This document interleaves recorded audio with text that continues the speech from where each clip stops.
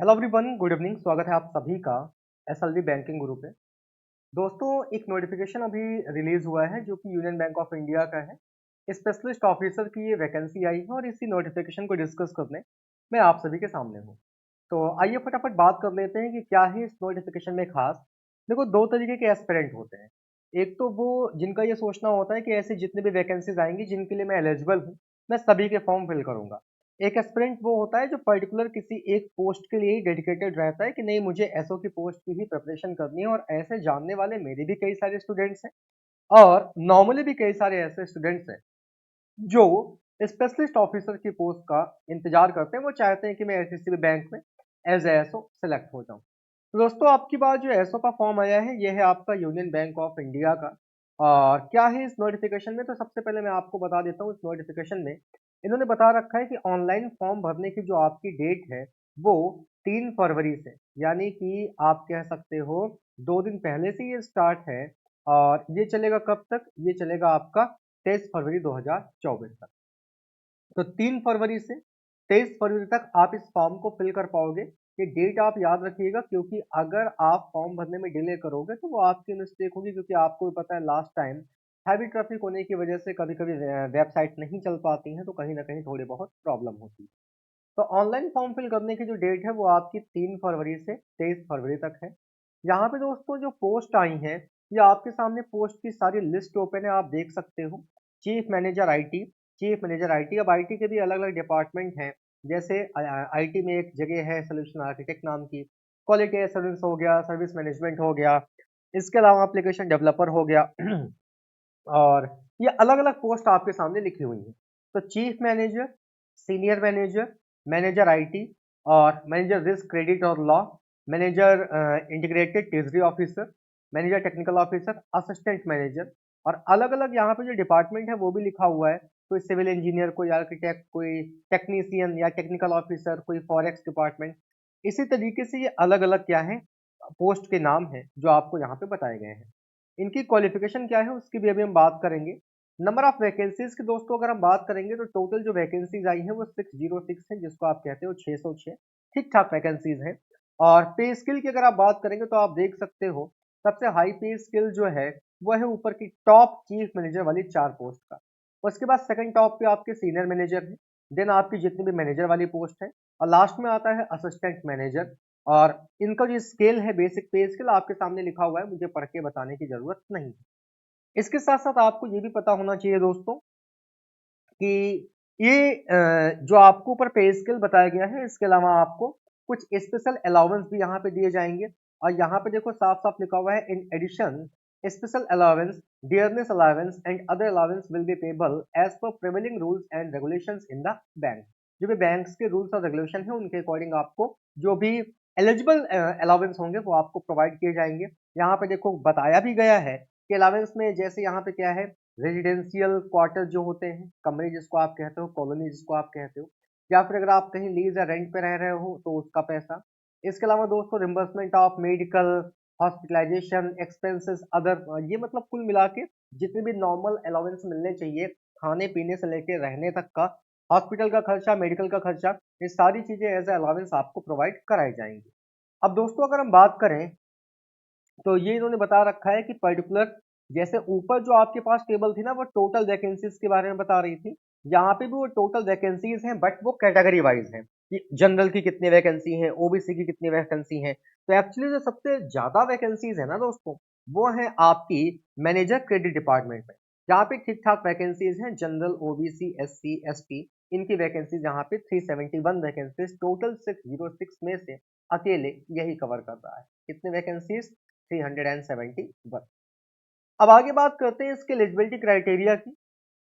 तो यहाँ पे ध्यान से सुनना दोस्तों, जो फीस यहाँ पे है, आपको फीस ऑनलाइन ही पे करना है। और फी पे करने की जो लास्ट डेट है और स्टार्टिंग डेट है वो सेम एज जो फॉर्म फिल करने की स्टार्टिंग और लास्ट डेट है वही रखी गई है। एलिजिबिलिटी क्राइटेरिया में आपको पता है, इंडिया, नेपाल, तिब्बत वाली कितनी कंडीशन तो सबको पता है। अब मैं बात करता हूँ दोस्तों चीफ मैनेजर की पोस्ट के लिए। चीफ मैनेजर की पोस्ट आपसे ये कहती है दोस्तों, ध्यान से मेरी बात को सुनना, ये जितनी भी पोस्ट है चीफ मैनेजर और बाकी की, इसमें एक्सपीरियंस भी मांगेगा, ये बात आपको पता होनी चाहिए। बीएससी या बीई या बीटेक डिग्री आपके पास होनी चाहिए सीएस में, कंप्यूटर साइंस में। और ये आपका इसके अलावा या तो एक आप बीएससी हो, बीई हो या बीटेक हो, किसमें, कंप्यूटर साइंस में किसी भी इंडिया की रिकॉग्नाइज्ड यूनिवर्सिटी में, या फिर आपने मास्टर ऑफ कंप्यूटर एप्लीकेशन कर रखा हो, या फिर आपके पास एमटेक और एमएससी हो, और या फिर एमटेक और एमएससी में एक कंडीशन और रखी गई है, computer science information IT sector से आपने कर रखा हो, बट यहाँ पे एक कंडीशन इन्होंने दे रखी है कि मिनिमम आपके 60% मार्क्स होने चाहिए ग्रेजुएशन में, ये मैंडेटरी है। और जो पीडब्ल्यूडी के कैंडिडेट्स हैं उनके लिए 55% मार्क्स मिनिमम होने चाहिए, ये बात इन्होंने मैंडेटरी रखी है।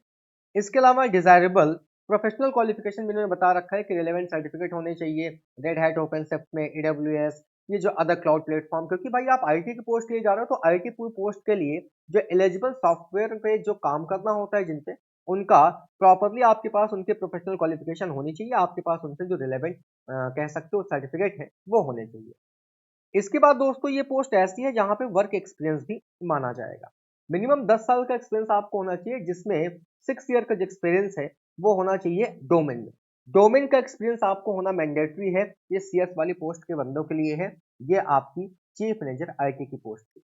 अगर आप में से कोई ऐसा है जो चीफ मैनेजर आईटी या फिर चीफ मैनेजर आपका एश्योरेंस लेड में है, या फिर आप आईटी सर्विस मैनेजमेंट में हो, तो ये देखो सारी एसेंशियल क्वालिफिकेशन आपके सामने है।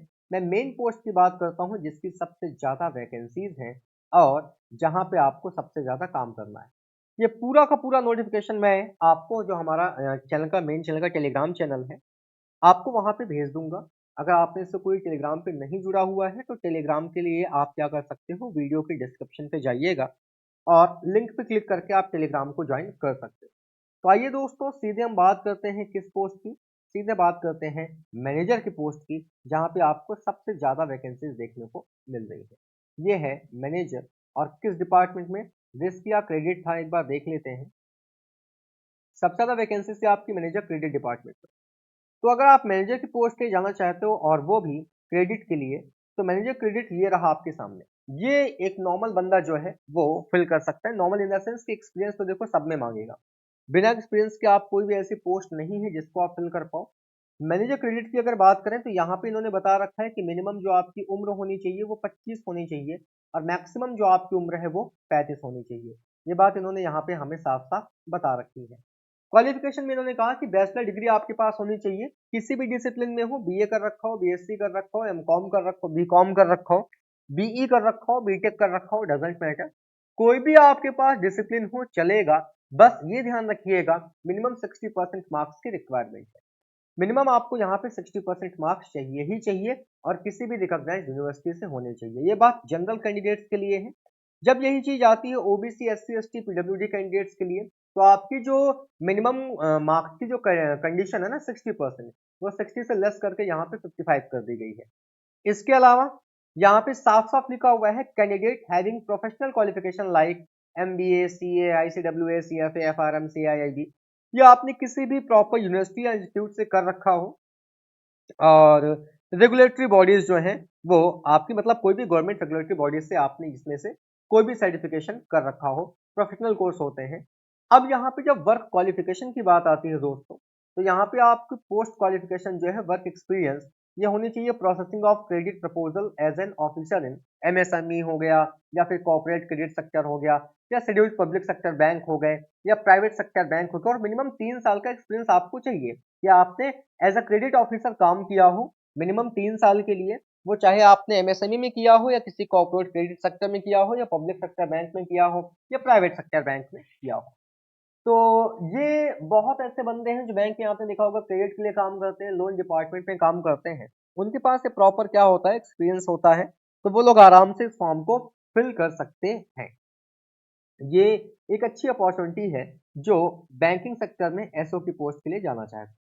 बाकी अगर आप किसी अदर पोस्ट के लिए ट्राई कर रहे हो तो फुल नोटिफिकेशन में आप अपने हिसाब से जो भी आपकी पर्टिकुलर क्वालिफिकेशन है वो देख लीजिएगा, क्योंकि अगर मैंने एक एक क्वालिफिकेशन पढ़ना स्टार्ट किया तो वीडियो बहुत लंबा हो जाएगा, फिर मजा नहीं आने वाली। इसके अलावा दोस्तों यहाँ पे इन्होंने जितने भी मतलब शॉर्ट टर्म का इस्तेमाल किया है ना, MBA, MCA, MSc, MTech, PGDMA, PGDM, या फिर एआईआईबी या सीआईआईबी, ये जितने भी इन्होंने कोड का इस्तेमाल किया उनके फुल फॉर्म आपको बता रखा है कि अगर कोई ऐसा हो जो ये ना जानता हो कि सीएस का मतलब क्या है, तो CS का मतलब कह सकते हो कंपनी सेक्रेटरी, CS का मतलब कंप्यूटर साइंस भी होता है, बट इन्होंने बता रखा है कि ऊपर हमने जिन टर्मिनोलॉजी का इस्तेमाल किया है उसमें से किसका मतलब क्या है। आगे चलिए, एज क्राइटेरिया दोस्तों जिसमें आपको बड़ी दिक्कत होती है, तो आपको मैं बता दूं 1/2/2024 से ये एज को काउंट कर रहे हैं कि आपकी जो एज है और first day of the month यानी कि 1/2/2024 तक आपको जो भी एज बताया है 25 और 35 कि आप 1 तारीख को 25 साल से ऊपर होने चाहिए और 1 तारीख को आपकी उम्र 35 साल से कम होनी चाहिए। ठीक है, तो फॉर्म फिल करने की डेट मैंने आपको बता दी। इसके अलावा दोस्तों ने बता रखा है कि the cut off date for the purpose of eligibility in respect of educational qualification shall be the last date online. वो तो भाई बात वही बता रखा है पूरा। कैटेगरी में एज रिलैक्सेशन आप देख सकते हो, SC ST को 5 साल का, OBC को 3 साल का, PWD वालों को 10 साल का, एक्स सर्विसमैन को 5 साल का, जो कि नॉर्मली अदर फॉर्म्स में भी सेम रहता है। अब इसके बाद चलें तो यहाँ पे देखो इन्होंने बता रखा है प्रोबेशन पीरियड, ये बात सबसे ज्यादा इंपॉर्टेंट है। प्रोबेशन पीरियड की अगर हम बात करें दोस्तों, तो सिलेक्टेड कैंडिडेट होंगे वो 2 साल के प्रोबेशन पीरियड पे रहने वाले हैं और ये आपका एक बॉन्ड भी साइन होगा। सिलेक्टेड कैंडिडेट जो हैं इनका बॉन्ड साइन होगा मिनिमम 3 साल के लिए, और अगर ये 3 साल के पहले छोड़ के जाते हैं ना भाई, तो इनको 2,50,000 रुपीज क्या करना पड़ेगा, एज अ पेनाल्टी भरनी पड़ेगी, और प्लस जो भी अप्लीकेबल टैक्सेस होंगे। इसका मतलब सिलेक्ट होने के बाद 3 साल का आपका बॉन्ड साइन होगा, 3 साल के पहले आप छोड़ नहीं सकते। अगर आप ऐसा करते हो तो आपको 2.5 लाख रुपए एज अ पेनाल्टी पे करनी पड़ेगी। सिलेक्शन प्रोसीजर की अगर बात करें, द सिलेक्शन प्रोसेस में comprise of online examination, group discussion यानी कि ऑनलाइन एग्जाम होगा, GD होगा, और इसके अलावा बाद में फिर स्क्रीनिंग हो जाएगी, पर्सनल इंटरव्यू भी है depending on the number of applicant. Personal interview भी यहाँ पे रखा गया है। The bank reserve the absolute right to decide. देखो ये साफ साफ इन्होंने बता रखा है कि अगर कुछ भी चेंजेस करना हुआ सिलेक्शन प्रोसेस में तो ये बैंक डिसाइड करेगी कि किस मोड का कहाँ पे इस्तेमाल करना है। स्ट्रक्चर ऑफ एग्जामिनेशन की बात करें, ऊपर पोस्ट कोड आपको बताई गई है, पोस्ट कोड 1 से लेकर 16 तक का आपका जो कह सकते हो पोस्ट कोड है, ये भी आपको बताया गया है, टर्मिनोलॉजी बताया गया है, क्या वेटेज होने वाला है। जैसे प्रोफेशनल नॉलेज और 11 टू पोस्ट के लिए 100 मल्टीपल चॉइस क्वेश्चन आएंगे, टोटल 200 नंबर का पेपर होगा। ये मैं आपको बता रहा हूँ एग्जाम पैटर्न के बारे में। इसके बाद देखो आप, तो इसके अलावा जो दूसरा सेक्शन है वो आपका सेम एज रहने वाला है जैसे नॉर्मल बैंकिंग का होता है।